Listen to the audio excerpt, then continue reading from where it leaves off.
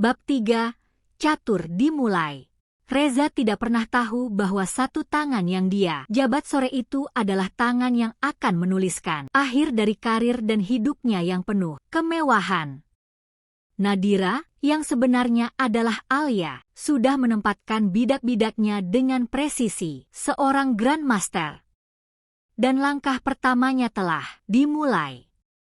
Deal investasi sebesar 50 miliar ditandatangani dalam satu malam, tanya Dimas.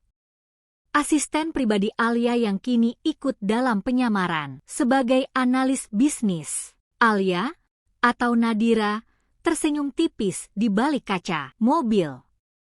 Orang seperti Reza hanya paham dua bahasa, uang dan ego. Aku bicara keduanya. Investasi yang Nadira tawarkan bukan hanya nyata, tetapi juga membawa nama 3 perusahaan asing besar yang secara diam-diam sudah ia kuasai lewat jaringan cangkang perusahaan di Singapura dan Dubai. Di permukaan, Nadira adalah pengusaha muda dengan koneksi luar negeri.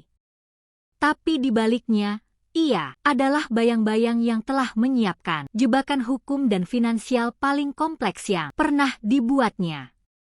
Dan Reza melangkah masuk tanpa curiga. Di dalam kantor Reza Partners, semua tampak berjalan seperti biasa. Tapi Nadira tahu, setiap percakapan kini adalah bagian dari permainan.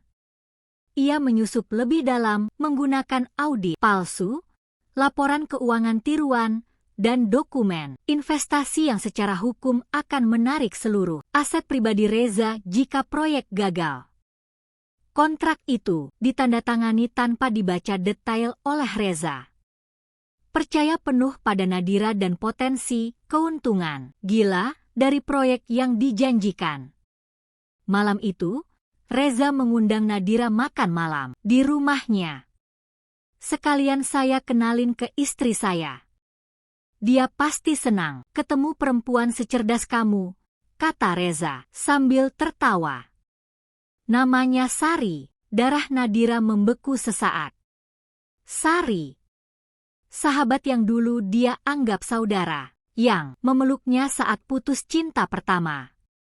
Yang menjemputnya saat Alia pertama kali menstruasi di kelas. Yang dulu bersumpah, apapun yang terjadi, aku di pihak kamu.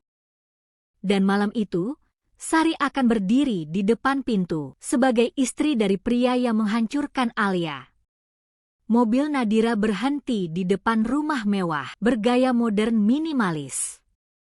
Pintu dibuka oleh seorang wanita cantik bergaun panjang. Rambutnya lebih pendek sekarang. Lebih rapi. Tapi wajah itu masih wajah yang sama, wajah pengkhianatan. Astaga! Miss Nadira akhirnya ketemu juga.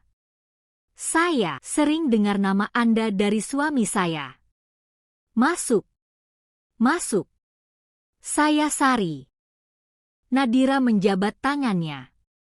Senang bertemu dengan Anda. Sari. Dan saat tangan mereka bertemu, Nadira bisa merasakan semua kenangan masa lalu datang, menghantam, tawa remaja, malam tidur bareng di kos, rahasia yang mereka bagi, dan pisau yang ditancapkan di punggungnya. Sari tidak mengenalinya. Itu bagus, belum saatnya. Malam itu, mereka makan malam bertiga. Reza bercerita tentang mimpinya membangun cabang firma di luar negeri. Sari tertawa, mengisyaratkan pada Nadira betapa brilian suaminya. Dan Nadira mendengarkan. Dalam hatinya, dia mengatur waktu. Semua ini akan berakhir. Dengan cara yang tak pernah kalian bayangkan.